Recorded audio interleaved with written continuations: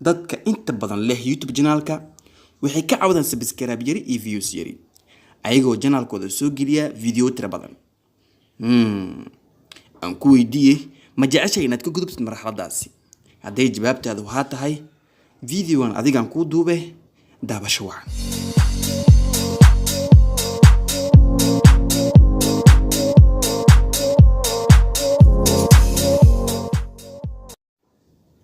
haddii aad rabto inaad ku gudubto marxaladda aan horey kuugu soo sheegay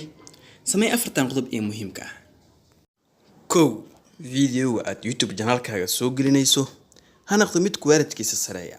kana maran shucaac iyo wixii la mid ah aan ku raaciyay codka videoga soo saaran asna waa inuu noqdaa mid fasiix ah oo daawadaha ku qanco haddii uu ka liito labada qodob ee aan kuu soo sheegay waxaa 90% uu dhab yahay qofka daawanayo inuu horey ugu soo gudbo videogaas labo thumbnail qurux badan oo soo jiidasho leh saar video aad soo gelinayso YouTube channelkaaga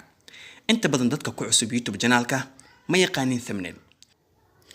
marka aad rabto inaad video ka daawato YouTube channel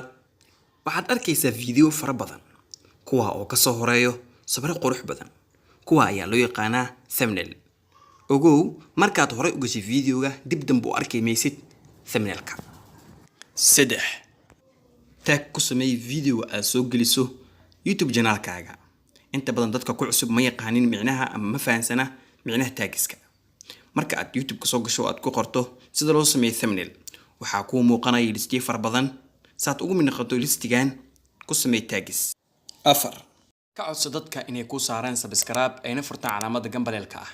ayna sameeyaan sharing si ay ugu daayaan dad badan akhiyaartooda